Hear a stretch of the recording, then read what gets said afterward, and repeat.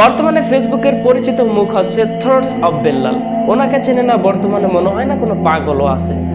উনি একটা প্রতিবেদনে দেখা গিয়েছে যে 3 মাসে ইনকাম করেছে 44 থেকে 45 লাখ টাকা। এটা দেখার পর তো বাংলাদেশের মানুষের অনেকের মাথায় আউলিয়ে গিয়েছে যে এত সাধারণ একটা মানুষ এত টাকা কিভাবে ইনকাম করলো। যে কিনা একটি রেস্টুরেন্টে চাকরি করতো মাত্র 12,000 টাকা, 3-36 যদিও ধরা হয়, সেখান থেকে 36 লাখ টাকা তো হতো, কিন্তু 36 লাখ হয়নি, সেখান থেকে 45 লাখ টাকা চলে গিয়েছে ওভারটেক করে। কি পরিমাণ গেছে এইটা দেখলে বাঙালির মাথা হায়তাস না ঢোকে। তখনই মানুষ শুরু করলো যে উনি এত টাকা ইনকাম করলো কিভাবে। তারপর থেকে জালিয়া আলিয়া যে আছে সবাই কন্টেন্টের পিছে লেগে গিয়েছে। সবই থ্রোট অফ বিল্লাল সন্ধে সন্ধে মিলিয়ে মিলিয়ে শুরু করছে।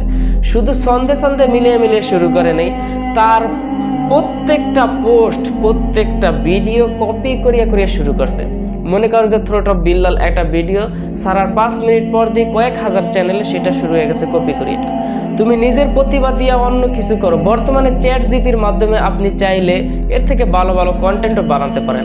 থ্রোটস অফ বিল্লাল ভাই যে প্রত্যেকটা কন্টেন্ট তার প্রতিভা দিয়ে বানায় এমনটাও না। বর্তমানে এআই এর মাধ্যমে চ্যাট জিপির মাধ্যমে এই ধরনের সন্ধে সন্ধে মিলিয়ে কন্টেন্ট আপনি চাইলেও খুব সহজে বানাতে পারবেন। তো সেই সমস্ত বিষয়ে গাড়াগাড়ি করেন, তাহলে আপনি তার থেকে ভালো লেভেলে যেতে পারবেন।